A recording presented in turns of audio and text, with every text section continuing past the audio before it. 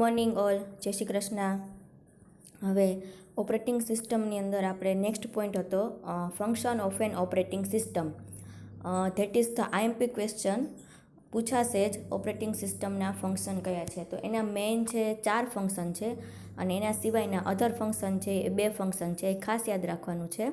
હવે આપણે એની અંદર જોશું when a computer is turn on the operating system is loaded into the main memory from the disk. જ્યારે આપણે સિસ્ટમને ઓન કરીએ છીએ એટલે કે આપણે કમ્પ્યુટરને જ્યારે સ્ટાર્ટ કરીએ છીએ ત્યારે ઓપરેટિંગ સિસ્ટમ છે એ લોડ થશે. એટલે કે આપણે જે વિન્ડોઝ XP કે જે પણ કાંઈ વર્ઝન હોય એ લખેલું આવે છે જ્યારે આપણે કમ્પ્યુટર સ્ટાર્ટ કરીએ છીએ ત્યારે. એટલે શું થશે, થોડીક વાર સીધું ડાયરેક્ટ કમ્પ્યુટર સ્ક્રીન નહીં આવી જાય.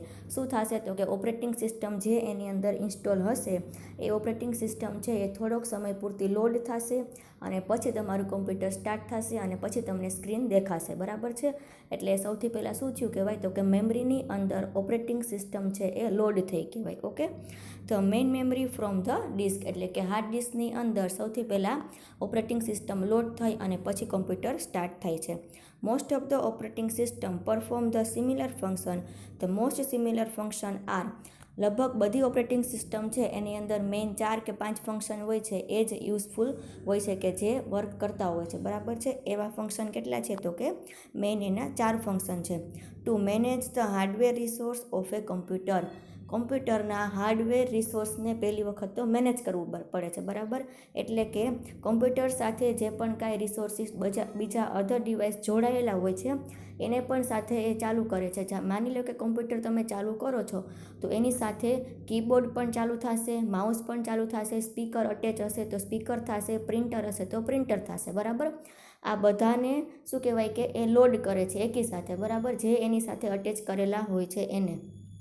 એટલે હાર્ડવેરને મેનેજ કરે છે ઓપરેટિંગ સિસ્ટમ છે એ. To provide the application with an easy way to use the hardware resource of the computer without the application having to know all of those detail of the hardware.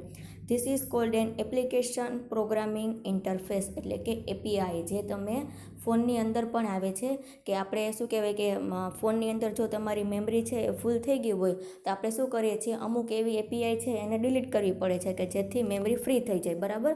એટલે કે API એટલે શું હોય તો કે તમે જે હાર્ડવેર દ્વારા કોઈ પણ એપ્લિકેશન એમાં ઇન્સ્ટોલ કરેલી હોય એને શું કહેવાય તો કે એ મેમરીની અંદર સ્ટોર થાય છે, એને આપણે મેનેજ કરવી પડે છે. બરાબર છે. હવે ફિગરની અંદર જોશો તો તમને ખ્યાલ આવશે, વચ્ચે જે રાઉન્ડની અંદર આપેલું છે એ શું છે તો કે આપણી ઓપરેટિંગ સિસ્ટમ છે. તમે અત્યારે શું મગજમાં લેશો તો કે વિન્ડોઝ ઓપરેટિંગ સિસ્ટમ. અત્યારે યુનિક્સ કે લિનક્સ તમે થોડીક વાર સમય પૂરતું ભૂલી જાજો આ એક્ઝામ્પલ સમજવા માટે. શું થશે, ઓપરેટિંગ સિસ્ટમ આપણે જે ચાલુ કરીએ છીએ કઈ છે અત્યારે આપણે તો કે વિન્ડોઝ ઓપરેટિંગ સિસ્ટમ. એની સાથે શું શું હોય છે તો કે મેં તમને કીધું એમ કે જો માઉસ છે અટેચ, મોનિટર છે, કીબોર્ડ છે, પ્રિન્ટર છે અને એના દ્વારા તમે ઇન્સ્ટોલ કરો છો શું તો કે APIs એટલે કે એપ્લિકેશન્સ. અને એને આપણે શું કહીએ છીએ તો કે એપ્લિકેશન પ્રોગ્રામિંગ ઇન્ટરફેસ API. અને એ ક્યાં સ્ટોર થશે તો કે રેમની અંદર, જેને આપણે શું કહીએ છીએ ડિસ્ક ડ્રાઈવ એટલે કે હાર્ડ ડિસ્કની અંદર તમારી જે પણ કાંઈ મેમરી જે પણ કાંઈ ડેટા છે એ ત્યાં સ્ટોર થશે. કોના તો કે તમે પ્રિન્ટર અટેચ કર્યું છે તો એના ડ્રાઈવર હોય છે, મોનિટરના ડ્રાઈવર હોય, કીબોર્ડ હોય તો કીબોર્ડના ડ્રાઈવર હોય. ખાલી કીબોર્ડનું પિન ભરાવાથી કીબોર્ડ નથી ચાલતું, માઉસની પ્લગ લગાવવાથી ખાલી માઉસ નથી ચાલતું, પણ એમાં એનો ડ્રાઈવર ઇન્સ્ટોલ હોવો જોઈએ. ઓકે, ખ્યાલ આવી ગયો બધાને. હવે આવે છે નેક્સ્ટ એનો જ પોઈન્ટ છે the main function of an operating system are. એના મેઇન 4 ફંક્શન છે અને આ ફંક્શન છે એ ખાસ પૂછાય છે. બરાબર છે. ધ ફર્સ્ટ ફંક્શન છે પ્રોસેસ મેનેજમેન્ટ એટલે કે જ્યારે તમે કમ્પ્યુટરને ચાલુ કરો છો ત્યારે બુટિંગ પ્રોસેસ થાય છે. એટલે કે થોડો સમય પૂરતું કમ્પ્યુટર ચાલુ થતાં લોડ થાય છે અને એને એ પ્રોસેસને આપણે કઈ પ્રોસેસ કહીએ તો કે બુટિંગ પ્રોસેસ. કે જેટલી એની અંદર ઇન્સ્ટોલ રેમ હશે એ બધાને શું કરશે એ સ્ટાર્ટ કરશે થોડીક વાર સમય પૂરતું અને પછી તમારું કમ્પ્યુટર છે ચાલુ થાય છે. એટલે કે CPU થોડોક એવો સમય લે છે બધી એપ્લિકેશનને સ્ટાર્ટ કરવા માટે. Process is a program in execution એટલે કે પ્રોગ્રામિંગને ચાલુ કરવા માટે થઈને એક્ઝિક્યુટ કરવા માટે રન થવા માટે during execution process needs certain resource such as a CPU time, memory space, files and input output devices. એટલે કે ઇનપુટ આઉટપુટ ડિવાઇસીસ એટલે કે જે પણ એની સાથે ડિવાઇસીસ અટેચ છે, પ્રિન્ટર, સ્કેનર જે હોય છે એ બધાને ચાલુ થવા માટે, માઉસ છે, કીબોર્ડ છે, બધાને પછી એની અંદર જેટલી પણ મેમરી રોકાયેલી હોય છે એ બધાને ચાલુ થવા માટે જેટલી આપણે ડેટા સ્ટોર કરેલો છે બહારથી ફાઇલનો ડેટા, આ જે બધાની જે ઇનબિલ્ટ મેમરી છે એ નહીં, માની લો કે તમે કંઈ પણ પેન ડ્રાઈવ દ્વારા કંઈ પણ સ્ટોર કરેલું છે અથવા તો કંઈ પણ ડાઉનલોડ કરેલું છે એ બધી ફાઇલ બધી, પછી ઇનપુટ આઉટપુટ ડિવાઇસીસના જે પણ કાંઈ ડ્રાઈવર છે એ સીપીયુ શું કહેવાય કે થોડોક સમય પૂરતું શું કહેવાય કે સમય લેશે અને આ બધી શું કહેવાય કે ડિવાઇસને ચાલુ થતાં, મેમરીને ચાલુ થતાં જે પણ કાંઈ સિસ્ટમને ઓન થતાં વાર લાગે છે અને શું કહે છે તો કે process management. Okay, next function છે તો કે memory management. To execute a program it must be loaded. કોઈ પણ પ્રોગ્રામ એટલે કે એક વખત કોમ્પ્યુટર ચાલુ થઈ ગયું, એક્ઝિક્યુશન થઈ ગયું પછી શું આવે તો કે મેમરી મેનેજમેન્ટ. તમે કોઈ પણ ડેટાને જ્યારે ચાલુ કરો છો, કોઈ પણ એપ્લિકેશન ચાલુ કરો છો ત્યારે એ શું કહેવાય કે થોડોક સમય પૂરતું જ્યાં સુધી તમે એનો યુઝ કરો છો ત્યાં સુધી એ મેમરીમાં સ્ટોર થયેલું હોય છે. એટલે તો આપણે સૌથી પહેલાં તો ભણી ગયા હતા કે રેમ અને રોમ, રીડ ઓનલી મેમરી અને રેન્ડમ એક્સેસ મેમરી. જ્યારે તમે અમુક ડેટા છે એ પરમેનન્ટ સ્ટોર હોય છે, અમુક ડેટા છે એ ટેમ્પરરી જ્યાં સુધી તમારી ફાઇલ ઓપન હોય ત્યાં સુધી સ્ટોર રહે છે, એને આપણે શું કહીએ છીએ તો કે memory management. To execute a program it must be loaded. કોઈ પણ પ્રોગ્રામને એક્ઝિક્યુટ થતાં શું થાય છે તો કે લોડિંગ થાય છે. Together with the data is accessor in the main memory. એટલે કે મેઇન મેમરીની અંદર તમારું પ્રોસેસર છે, તમારી ફાઇલ છે, તમે ખોલો છો તો થોડોક સમય પૂરતું એ લોડ થશે. To improve CPU utilization and to provide better response time to its user, a computer system normally keeps several program in memory.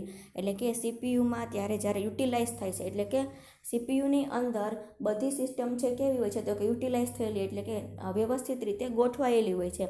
બધી અલગ અલગ રીતે ફાઇલ હોય તો ફાઇલ, બીજી કોઈ પણ શું કહેવાય કે ફોલ્ડર હોય તો ફોલ્ડર, પછી બધા ઇનપુટ આઉટપુટ ડિવાઇસીસના ડ્રાઈવર હોય છે તો એ અલગ સિસ્ટમની અંદર ગોઠવાયેલું હોય છે. એટલે કે આપણે ડ્રાઈવ છે એ ડ્રાઈવ શું કહેવાય કે ઈ ડ્રાઈવ છે, એફ ડ્રાઈવ છે, સી ડ્રાઈવ છે, આવી રીતે યુટિલાઇઝ થયેલું હોય છે કોમ્પ્યુટર આખું.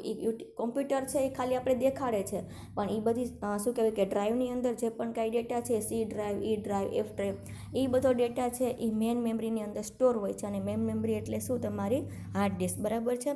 તો આ બધી વસ્તુને શું કહેવાય કે ચાલુ થતા માટે શું જોઈએ છે તો કે એને ક્યાંક થોડોક સમય પૂરતું સ્ટોરેજ જોઈએ છે, તો એને આપણે શું કહીએ છીએ તો કે મેમરી મેનેજમેન્ટ. મેમરીને સ્ટોર કરવી પડે છે. ઓકે, નેક્સ્ટ આવે છે ડિવાઇસ ઓર ઇનપુટ આઉટપુટ મેનેજમેન્ટ.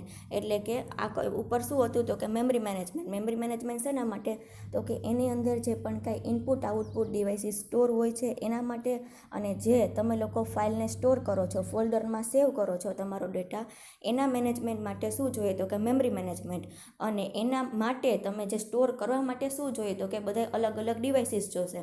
હવે તમારે ડેટા સ્ટોર કરવો છે તો તમે પેનડ્રાઈવ દ્વારા ડેટા સ્ટોર કરો અથવા તો ડાઉનલોડ કરો છો, બરાબર, અથવા તો તમે પ્રોગ્રામ બનાવી અને એને સેવ કરો છો.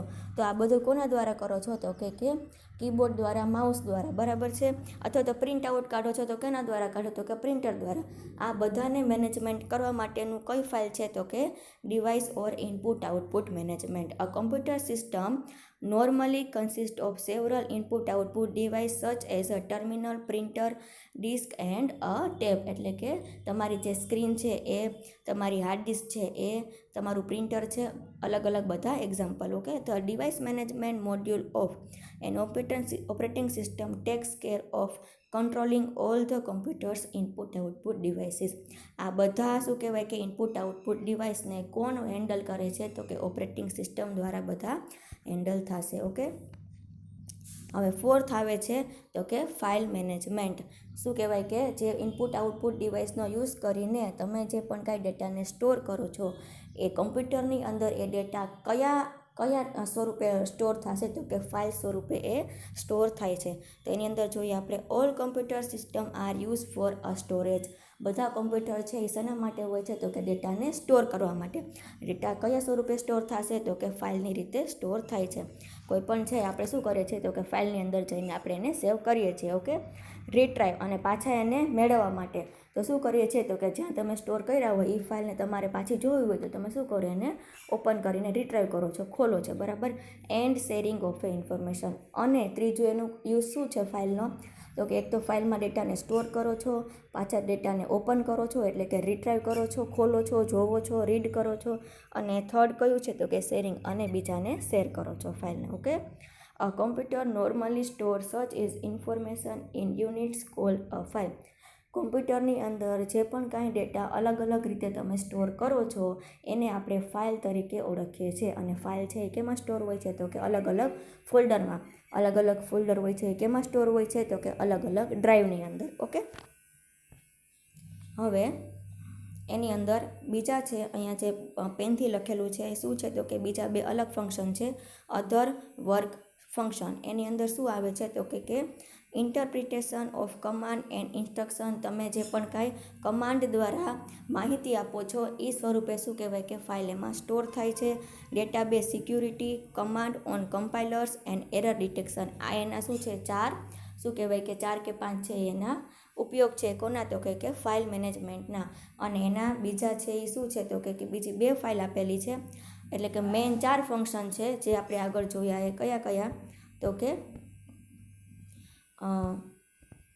Process management, memory management, input output device management, અને ફોર્થ આવે છે ફાઇલ મેનેજમેન્ટ. હવે ફિફ્થ વન છે કયું તો કે application interface and user interface.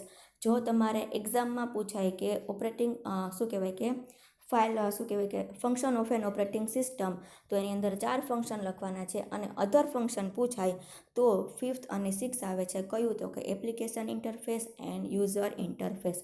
Application interface એટલે કે આગળ પણ આપણે જોયેલું છે. શું આવે તો કે ઓપરેટિંગ સિસ્ટમની અંદર જે પણ કાંઈ એપ્લિકેશન આપણે ઇન્સ્ટોલ કરેલી હશે એને આપણે શું કહેવાય છે તો કે એપ્લિકેશન ઇન્ટરફેસ તરીકે ઓળખીએ છીએ. હવે તમારે સીનો પ્રોગ્રામ છે એ તમારે રન કરવો છે તો તમે ક્યાં જાશો તો કે સીના શું કહેવાય કે સીની અંદર તમે ઓપન કરી એનું ફોલ્ડર ઓપન કરી અને સીની અંદર તમે પ્રોગ્રામ ટાઈપ કરો છો તો તમને શું આપ્યું તો કે ઇન્ટરફેસ પ્રોવાઈડ કર્યું. શું શેના માટે તો કે પ્રોગ્રામને રન કરવા માટે, પ્રોગ્રામને લખવા માટે. ઓકે.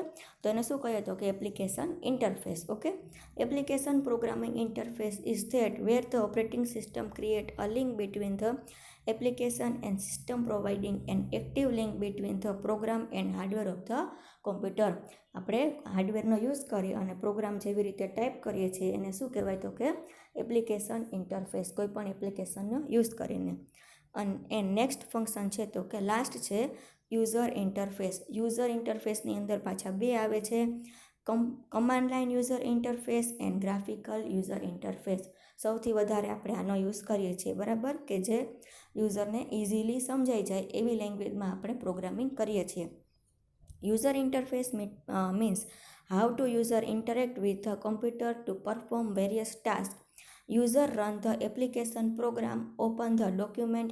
યુઝર શું કરે છે તો કે એપ્લિકેશનનો યુઝ કરી પ્રોગ્રામને લખે છે, પ્રોગ્રામને રાઇટ કરે છે એટલે કે ડોક્યુમેન્ટ ઓપન કરે છે. પાછું એન્ટર ધ ડેટાને એન્ટર કરાવે છે એટલે કે પ્રોગ્રામ રાઇટ કરે છે.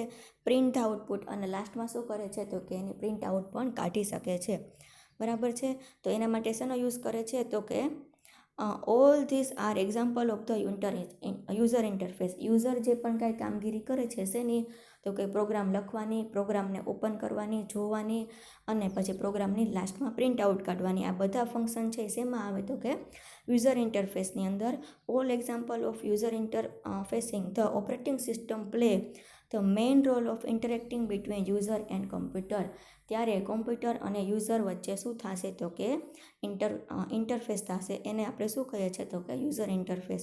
ધ હાર્ડવેર ડિવાઇસીસ લાઇક, અને કોના દ્વારા આપણે યુઝર છે એ પ્રોગ્રામ લખે છે તો કે કીબોર્ડ, માઉસ એન્ડ મોનિટર. મોનિટરમાં જોવે છે, કીબોર્ડ દ્વારા ડેટા એન્ટર કરાવે છે, અને માઉસ દ્વારા એને હેન્ડલ કરે છે. Are use for interfacing.